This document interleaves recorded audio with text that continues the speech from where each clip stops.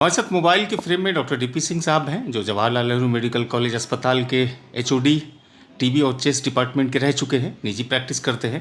चूँकि पूरी दुनिया में 24 मार्च को वर्ल्ड ट्यूबरकुलोसिस डे मनाते हैं, जिसे विश्व अक्षमा दिवस भी बोलते हैं। तो टीबी उन्मूलन क्या केवल सरकार की जिम्मेदारी है या फिर दूसरी संस्थाओं की भी जिम्मेदारी है? हम सबको जागरूक कितना इसके प्रति होना चाहिए ताकि इस तरह के संक्रमक की जो बीमारियां हैं वो रुक सके?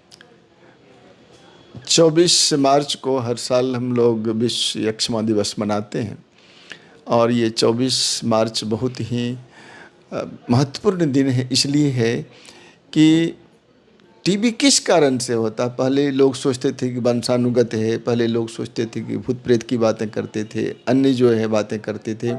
लेकिन 24 मार्च को 1882 ईस्वी में रॉबर्ट कॉक नामक वैज्ञानिक ने इसका खोज किया कि नहीं, ये बैसिला के कारण से है, जीवाणु के कारण से है।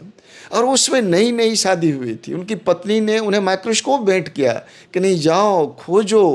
अब इस तरह का नई नई शादी दुल्हन देती है माइक्रोस्कोप की भेंट करके, और उन्होंने बहुत ही कुछ ही महीने के अंदर जो है इस 24 मार्च को उन्होंने खोज निकाली कि टीबी का कारण जीवाणु है। 1982 या 1882? 1882।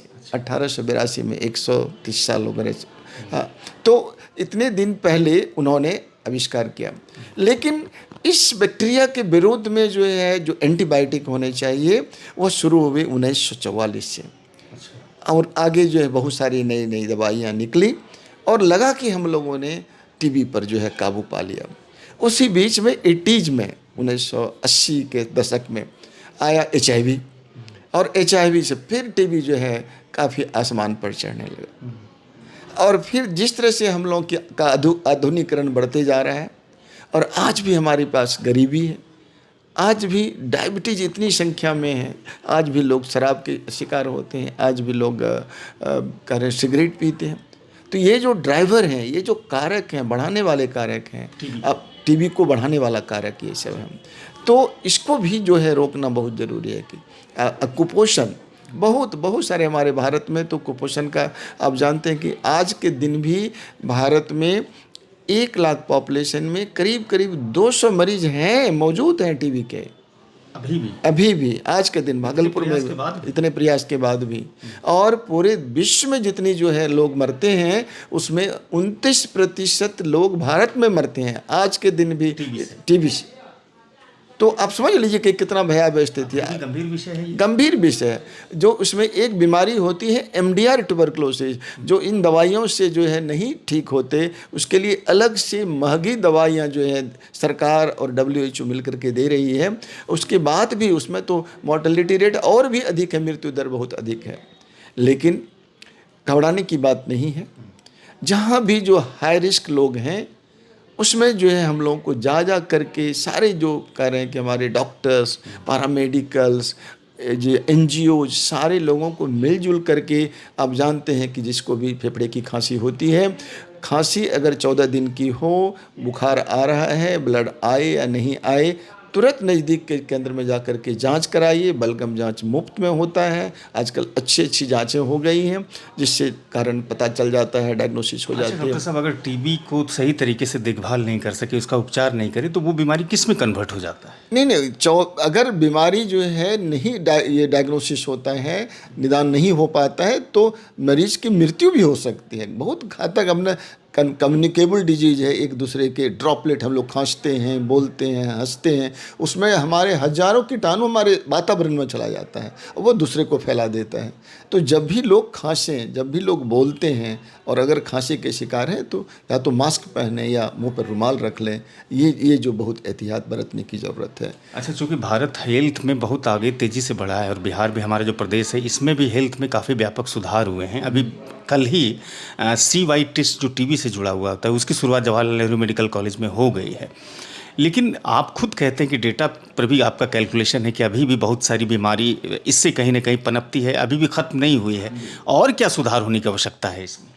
आप देख लीजिए कि भारत में 40% लोगों के शरीर में इस टीबी के जीवाणु मौजूद हैं, और वह हर साल जो है 10% लोगों में वह एक्टिव हो जाता है। तो जब तक ये जो लेटेंट सुषुप्त जो टीबी हैं हमारे भारतीयों के बीच में, और आप हर साल जो है करीब करीब समझिए 30 से 40 लाख लोग उस सुषुप्त से एक्टिव वाले ट्यूबरक्लोसिस में कन्वर्ट होंगे। जब तक इस पर ध्यान नहीं दिया जाएगा तब तक जो है इस घातक बीमारी पर मुश्किल होती है। लगता है कि जो है क्या होगा आगे। जैसे कि हमारे प्रधानमंत्री जी ने कहा कि 2025 में हम इस पर काबू पा लेंगे। विश्व स्वास्थ्य संगठन कहती है कि 30 में काबू पा लेंगे।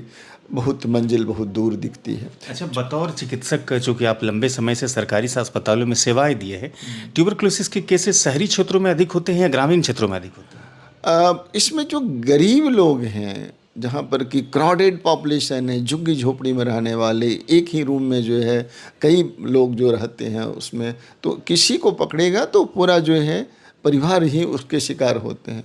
जैसे गरीब लोग, जैसे मुस्लिम पॉपुलेशन में ही समझिए, या झुग्गी झोपड़ी में रहने वाले किसी भी पॉपुलेशन के लोग हैं, रिफ्यूजी कॉलोनी में रहने वाले लोग हैं, हमारे जो कोल माइनर्स वाले लोग हैं, कैदियों को, कई बार मैं गया हूँ कैदी में, वहाँ पर भी जा कर के वर्क ये करवाया है, मैंने जांच करवाया है।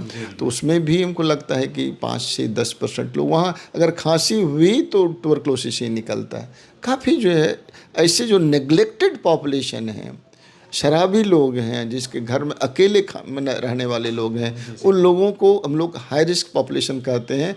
वहाँ पर वह हमारे पास नहीं आएगा, हमें उनके पास जाना है, वहाँ जाकर के बलगम का जांच करना है, और दवाइयाँ तो फ्री में उपलब्ध है, तो हम लोग उसको ठीक कर सकते हैं। उसके लिए हमें लोगों को जागरूक रहना पड़ेगा। हम लोगों को गांव, कस्बा, शहर गोद लेना पड़ेगा, हमारे जैसे और भी NGOs को, कि खांसी या इसका टीबी के जो कारण है, टीबी के जो लक्षण हैं वाले लोगों को जा करके वहाँ से सैंपल कलेक्ट करें, डायग्नोसिस करें, और 6 महीना अगर अच्छी तरह से दवा लेंगे तो बिल्कुल ही रोग मुक्त हो सकता है। तो इसलिए अर्ली स्टेज में पकड़ना बहुत ज़रूरी है, अर्ली डायग्नोसिस ज़रूरी है। यहाँ तो 2 महीने खांसी करते हुए लोग भटकते रहते हैं और दूसरे को फैलाते रहते हैं। जैसे ही 15 दिन में का वाला बीमारी आता है, उसे पकड़ करके आप डायग्नोसिस करें, और दवाइयाँ, अच्छी दवाइयाँ, हाई क्वालिटी की दवाइयाँ उपलब्ध हैं, ज़रूर उनके।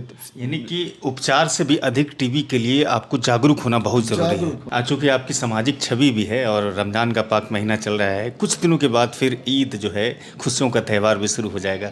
आप अपनी तरफ से ज़िले के लोगों को क्या संदेश देंगे, क्या मैसेज देंगे? एक तो जो है अभी हमने जो स्वास्थ्य की चर्चा की, और इस रमज़ान में रोज़ा रखते हैं हम लोग, 1 महीने तक जो है उपवास करते हुए हम लोग एक अपने को पाक बनाते हैं, शुद्ध बनाते हैं, पवित्र बनाते हैं, और इसके बाद जो है चांद का दीदार करते हुए हम लोग रोज़ा तोड़ते हैं, और फिर गले गले मिलते हैं। ये जो पावन महीना है, खुशियाँ जो है, खुशियों का, आपस में दिल से दिल मिलने का, गले मिलने का, यह पूरे जो है भारत को तो इसकी बहुत ज़रूरत है कि आपस में लोग मिलजुल करके रहें, नया जो है मौसम पैदा करें, नया जो खुशियों का जो वातावरण पैदा करें, और देश के लिए बहुत बहुत अच्छा वातावरण है। शुक्रिया सर, समय दिया आपने, बहुत बहुत शुक्रिया आपका। Thank you. इस वीडियो को अधिक से अधिक लोगों तक पहुंचाइए और संदेश को अधिक से अधिक अनुसरण करिए अपने व्यवहारिक जीवन में। इस वीडियो को ख़त्म करते हैं। कैमरे के पीछे समीप मेहनत कर रहे थे। मुझे देखने के लिए और सुनने के लिए आप सबका बहुत शुक्रिया।